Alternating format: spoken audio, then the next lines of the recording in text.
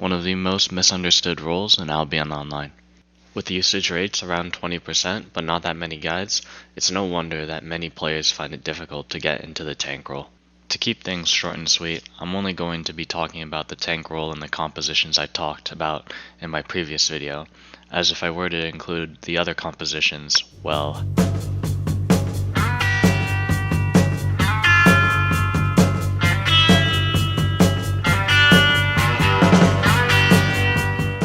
the reason I suspect SBI removed these compositions is that they fundamentally changed the game. 2-3 or double healer meta got changed around 3 years ago, with the healing sickness change. And lava comp was removed around 2 months ago with the recent shield and revive change. To discuss the intricacies of each tank and every composition would take a while, so instead I'm only going to discuss a tier list along with a general outline of how the default rotation meshes in with the tank's gameplay. Instead of starting with front to back, we'll start with dive instead, which has a pretty standard tank rotation. To further classify these dive compositions, I'm going to make two distinctions, one that is more one-shot oriented and one that is more bleed heavy. Starting with the more common variation of dive, your role as a one-hand arcane is actually pretty mundane on tank. You'll find that most tanks try to keep the team alive while setting up for kills, the only difference being the way they do so. One-hand arcane supports the team by purging buffs and sets up for kills by silencing during critical moments. While the composition does evenly distribute a lot of CC amongst different roles, defensive usage is similar to tanks and other roles, which is probably the most important part of playing tank. One-hand arcane tends to have fairly low impact since your team can still kill if they are handless, but also has fairly low skill floor since your main job is to support the team.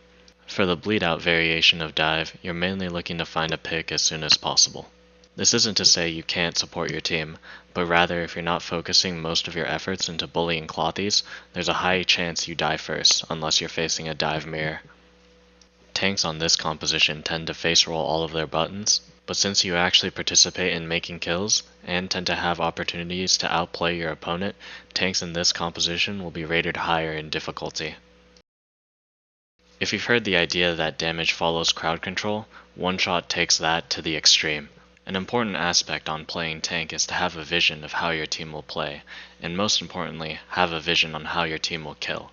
Thankfully, most of the knowledge required to make kills only needs to stay in the tank's head, and most of the time you can just mark a target and your DPS will understand, if they know how to play the composition. Your standard rotation might look like using Judy Helmet on the front line, and then burning Geyser and Judy Boot on your kill target in order to make a true combo.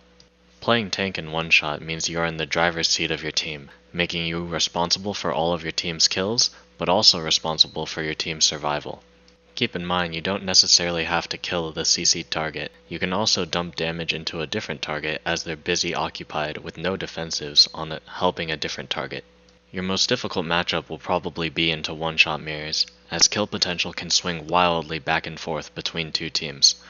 Most importantly, use your Geyser wisely. Due to the full control the tank role has over a one-shot team, Tombhammer and Polehammer will both receive high ratings in impact and skill required to play effectively. For front to back, which is probably the hardest to explain, I'll instead explain the issues that most new tanks face, as generically saying you should understand risk versus reward is not very helpful. The default rotation in front to back mirrors is often swapping in a clothy to get boots out, or stunning front if they're overextended on first rotation.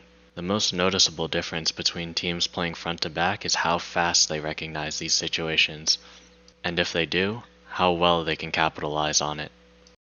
This segues pretty well into my promotion for today, in which you can ask for more specific advice from the Hellgate Hub Discord. If you're an NA player as well, the top guild for Corrupteds, 2v2, 5v5, and 10v10 is currently recruiting. The guild offers plenty of PvP content, so feel free to send an application. All links can be found in the description. Anyways, what was I saying?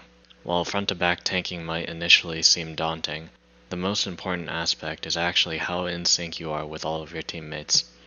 What this entails includes having clean communication, along with potentially non-verbal understanding that can be pre-planned through VOD reviews. The front-to-back tanks are also some of the hardest in the game, but also have their impact offloaded to other roles. As a tribute to how difficult front to back can be, the first kill that happens in this VOD that is playing at the moment happens 10 minutes in.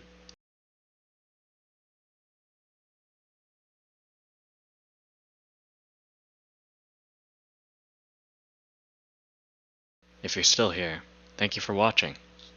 Consider dropping a subscribe, or maybe even a follow on Twitch.